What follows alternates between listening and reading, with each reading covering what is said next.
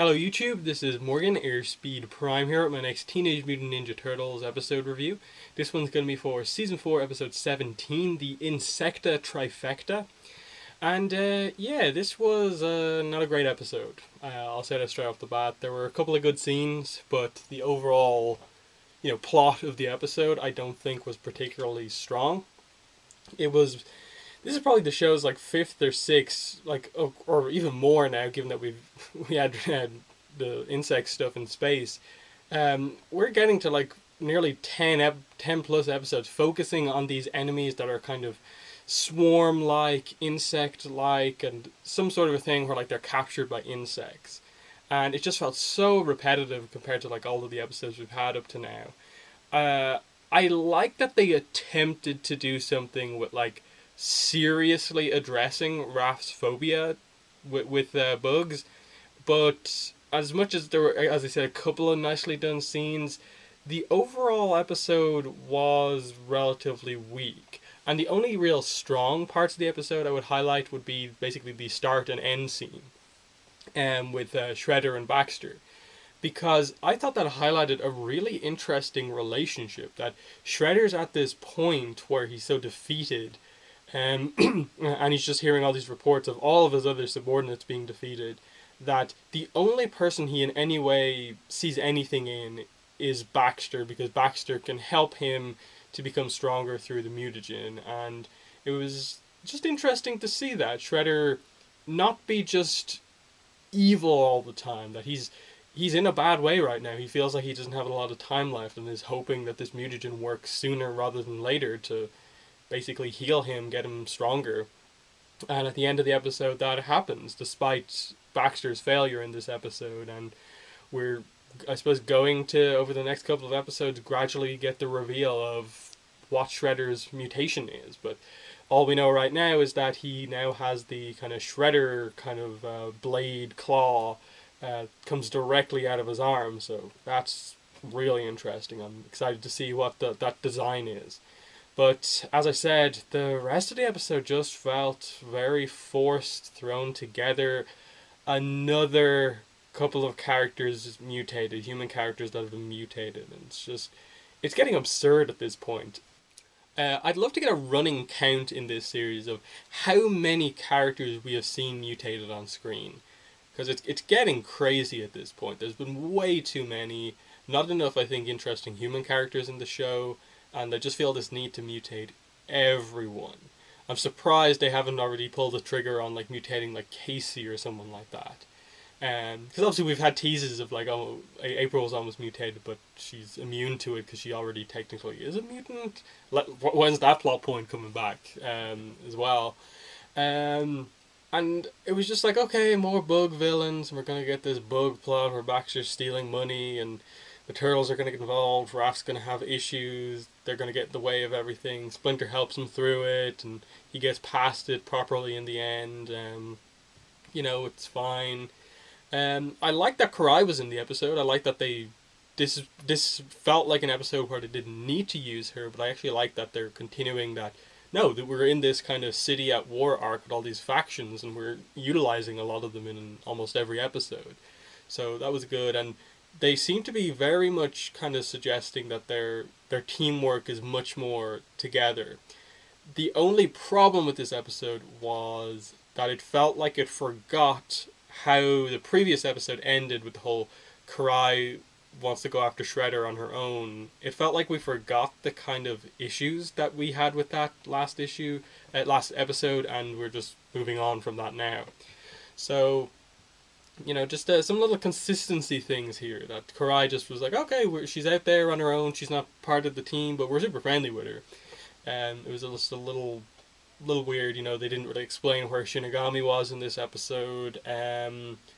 April was used a little bit, Casey a little bit. He feels very, very minor as a character right now. I think they need to do something big and important with him to really get him across a bit better, because this really, I think, he really hasn't had a good run of things in a while in the show. The other notable thing, I suppose, would be the kind of grappling backpacks that Donnie invents for them to be able to fight the insects more effectively. these were pretty cool just to see them like flying around the place. It made for some really interesting, intelligently done action scenes as they were kind of flying all over the place with the grappling hooks. There's some very creative moves happening just because of the grappling hooks. And overall, really cool fight on the building that was in being built, and there's just they're kind of walking along beams, and there's a lot of danger. It felt pretty good, but the fight didn't have a lot of impact because I didn't really care about the enemies they were fighting. They were just bugs with powers and stuff like that. Um, Other than that, I suppose addressing the whole Raph and his phobia issue. As I said, I like that they attempted to approach it beyond just it being this kind of comedic trait of him as a character that he's afraid of bugs.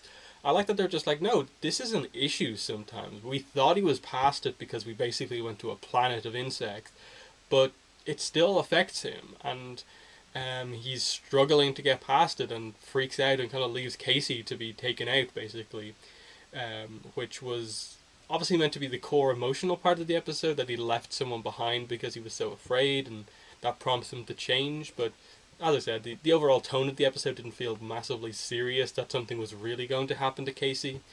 But, you know, they could have done, I think, a little bit better with this Splinter and Raph stuff, in that I get the whole idea of like he it's basically, you know, he gets him to think that he's thought him a cure for this, and it just works because he thought it would work rather than it actually being anything magical that clears his mind. It was just a one of those little weak type of endings where it's just the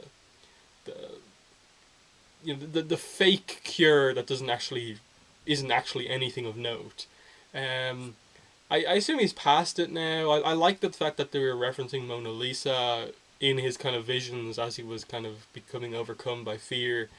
Always nice to get that reference and that relationship. It's just, again, not the strongest character arc thing for him. As I said before, it really feels like these are the only type of character arcs they feel comfortable with doing with the turtles. That it's just, oh, here's a little trait about this character, and let's try and do something with that. So Raph and his phobia of bugs, let's deal with that for an episode.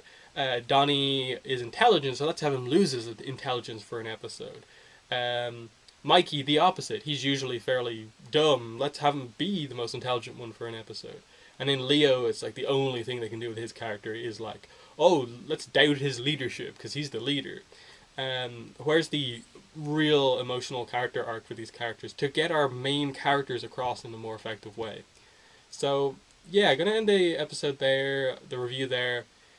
You know, solid enough episode, but a letdown compared to the previous two we've had. I hope we return to form next episode. And it's one of those things where, like, I'm almost at the point now where I'm just like, please introduce Shredder back into things. But I feel like you have to build to that. That they're absolutely now putting us on this path where we are going to build to a really big fight between Shredder and the Turtles, Splinter, Karai, and how is that going to work? Because it feels like Shredder doesn't trust any of his people for the most part now. So that's going to be a big thing when it comes about, and that's what I'm excited for. But how long are they going to take to get there? You know, we've still got a good few episodes left in the season. Like, this was 17, so we've still got, you know, 18, 19, 20, and then 6 more. So there's still like 10 episodes basically to go, 9. So, you know, that's enough for them to build to something big and not maybe meander around like they have before. But I just hope they realize what the focus is and move towards that, because episodes like this are just feel a little bit fillery to me. I wouldn't fully say it's filler because, as I said, the start and ending scene were quite good, and there was a few little bits in the middle of the episode that were pretty decent. So yeah, that's the review. In the comments, let me know what your thoughts are on the review, on the episode.